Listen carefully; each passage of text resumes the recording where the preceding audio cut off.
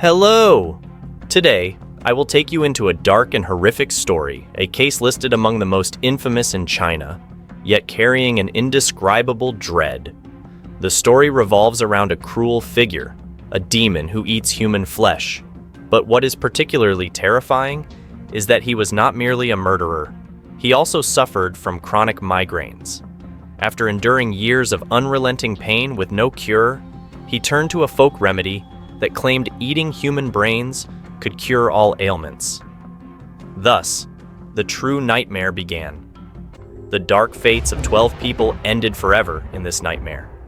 What made the followers of the case shudder was the identities of the victims, not just neighbors and loved ones, but also people he encountered daily on familiar streets. It all started with a call to the Harbin police station in Heilongjiang province in 1993.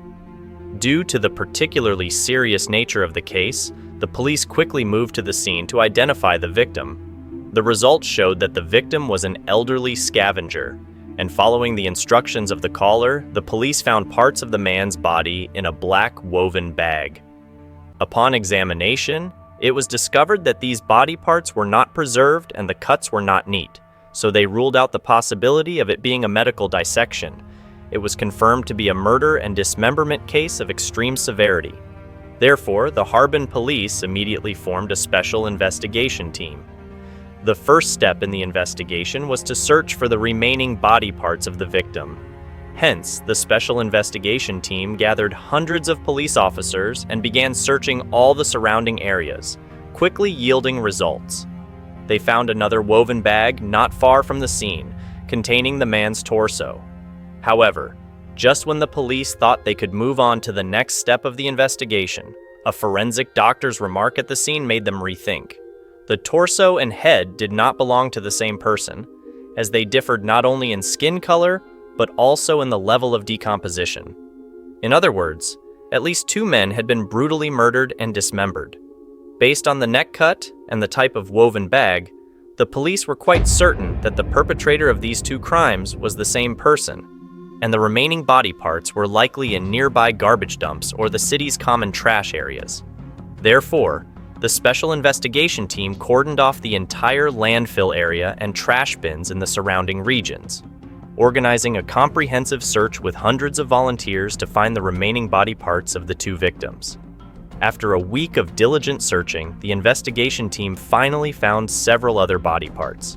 But what no one expected was that after arranging these parts, the police discovered they belonged to 5 different people, including 2 men, 2 women, and a girl about 13 years old. 4 of the adults had their heads pierced with a sharp object, their brain matter missing, while the young girl had been strangled to death. After a detailed examination of the bodies, the police found that these 5 people had died at 2 different times. The man and woman around 30 had died 2 months earlier, while the other 3 had died about a month ago. During a review meeting, a police officer suddenly remembered something. A month earlier, the police had received a report about a missing family of 3. The informant said that his brother and sister-in-law had disappeared. The brother, named Li Jian, was 42 years old and owned a photo studio. One day, the informant discovered the studio empty, with no one in charge. The sister-in-law hadn't gone to work for a week, and their child was also missing. Li Jian's brother felt something was wrong and reported it to the police. The police then searched Li Jian's house, but found no suspicious signs, such as evidence of a fight or bloodstains. Even the property in the house remained intact. Without direct evidence to constitute a criminal case, the police could only list it as a missing persons case. At the current moment, while investigating another case, the police noticed significant similarities in the location and time of this family's disappearance. The special investigation team contacted Li Jian's brother and asked him to come to the police station for identification. The comparison results showed that 3 of the 5 victims were indeed Li Jian's family. They had been not only murdered, but also dismembered and thrown into a landfill. This was clearly not a common murder for robbery case. The handling of the corpses suggested the perpetrator harbored some resentment against the victims. Consequently, the police began investigating those who had conflicts with the family. According to the brother, Li Jian did not have deep grudges with anyone. However, Li Jian was a former wrestler who had won a gold medal in a competition, and in his youth, he had a rebellious nature, often getting into fights and even hitting people, so the possibility of enemies couldn't be ruled out. But if there were any, they were likely just those who had had minor conflicts with Li Jian, and it might not have reached the level of deep hatred. Nevertheless, following the principle of leaving no trace unchecked, the police investigated individuals who had previous altercations with Li Jian. As expected, these people had no deep-seated grudges against the victim, and if they wanted revenge, they would have found other ways. Moreover, these individuals had alibis, so the police quickly ruled them out as suspects. Additionally, the identities of the other two bodies remained unknown, leaving the case at a dead end. With the cooperation of a special investigation team, forensic experts discovered anomalies after conducting a second autopsy.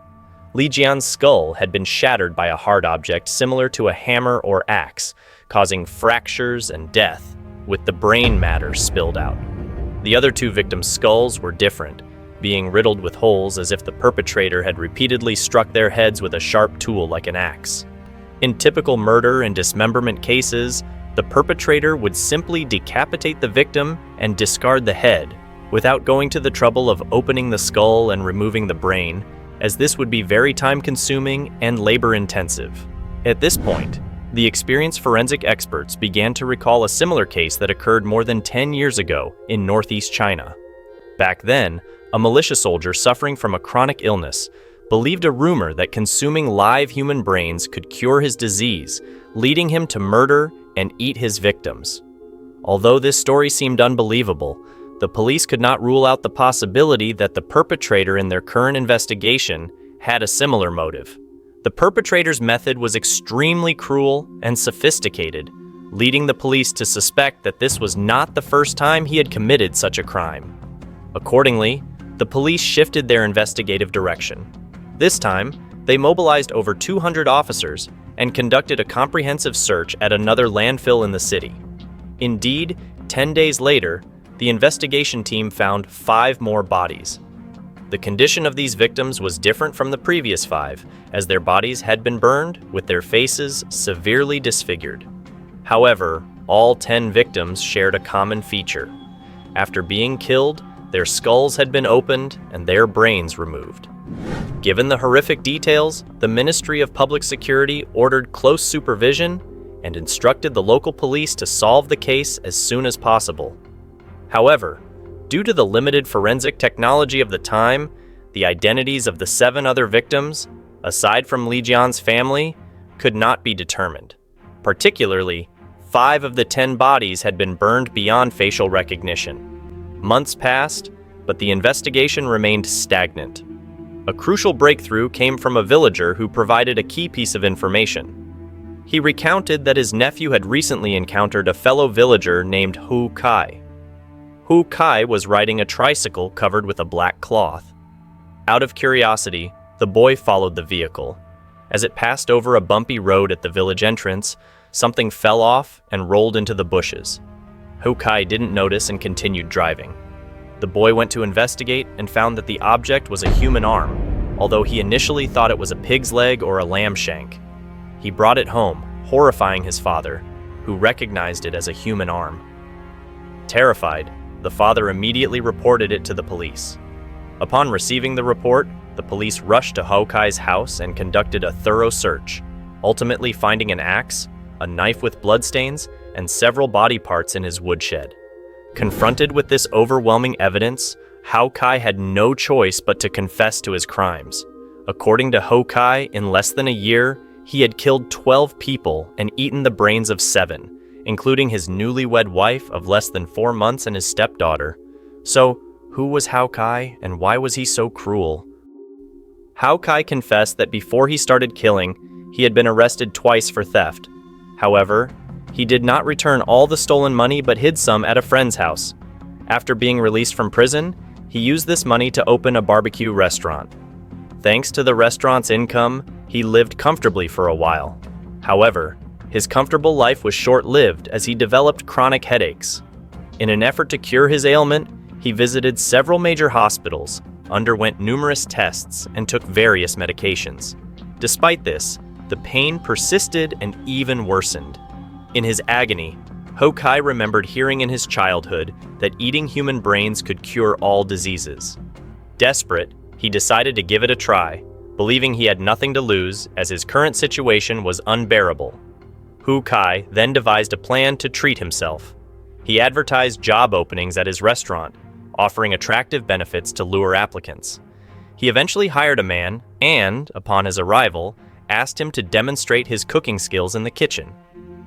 Seizing the opportunity, Hokai struck the man on the head with a prepared axe, then used it to split open the skull and consume the brain. Afterward, he dragged the body to a special kitchen area for processing.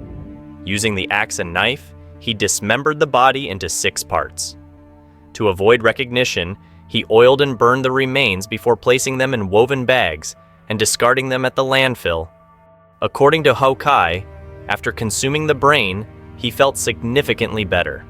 Encouraged by this, he used the same method to kill 4 more of his employees. Hokai considered stopping for a while, fearing that too many killings would attract police attention.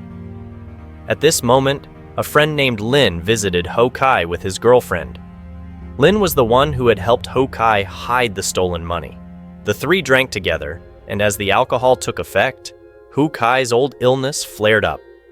When Lin stepped out to take a phone call, Hokai attempted to assault Lin's girlfriend. However, she fiercely resisted, kicking him in the groin and leaving him incapacitated. When Hokai regained his composure, rage overtook him. He grabbed a chair and struck the girl on the head, causing severe bleeding. He then picked up the axe and struck her again, killing her. Realizing he had caused serious trouble, Hokai deliberated on how to face Lin. Eventually, he decided to eliminate any witnesses. He hid the girl's body under the bed and prepared the axe for his next move. When Lin returned from his call, Hokai lied, saying Lin's girlfriend had gone to the bathroom. Trusting his longtime friend, Lin suspected nothing and continued drinking. A few minutes later, Hokai stood up, retrieved the axe, and attacked Lin from behind, killing him instantly. Afterward, Hokai consumed the brains of both victims and dismembered their bodies. Perhaps due to a psychological effect, after consuming the brains of his close friend and his girlfriend, Hokai's headaches ceased, meaning he no longer had a reason to kill. However, by this time, Hokai found that killing had become an inseparable part of his life. One day, he saw a scantily clad girl in a park and decided she was a suitable target.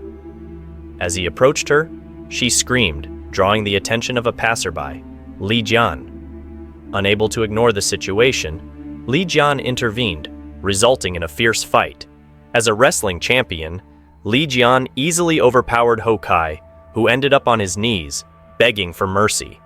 After being humiliated in such a manner, Hokai began to harbor a deep grudge, vowing to exact revenge on Li Jian. Knowing that a direct confrontation was impossible due to Li Jian's wrestling skills, he devised a different approach. One day, Hokai went to the photography studio where Li Jian worked. He lied, explaining that the girl from the previous incident was actually his ex-girlfriend, and that they had had a disagreement, which was why there was such a loud argument. Hokai then flattered Li Jian, praising his bravery and sense of justice. Finally, Hokai expressed his desire to be friends with Li Jian and invited him to his barbecue restaurant for a drink.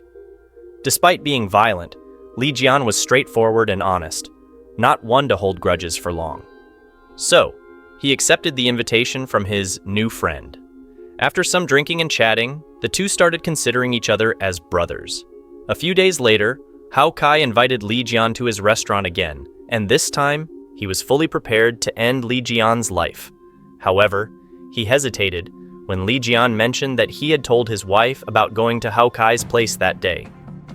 Hokai feared that Li Jian's wife would suspect him first if her husband went missing, but after some contemplation, he decided to proceed.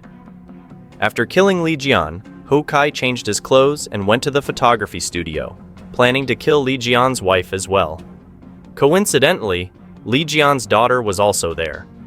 Although this surprised him, he quickly adjusted his plan, deciding to kill the wife first and then the daughter.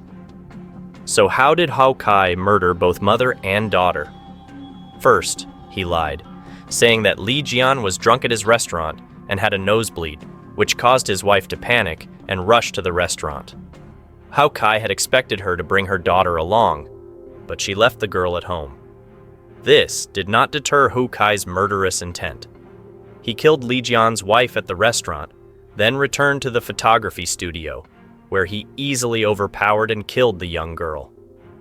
Hao Kai also confessed to killing a woman working on the streets.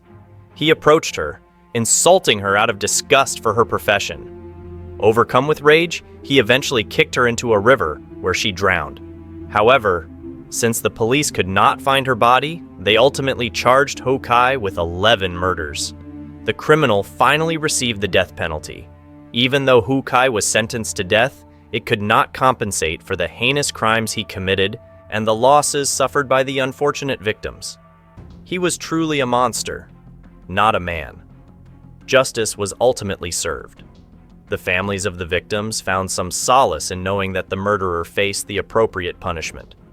However, the immense pain they endured likely remained, forever lingering in their hearts, a sorrow they would never forget.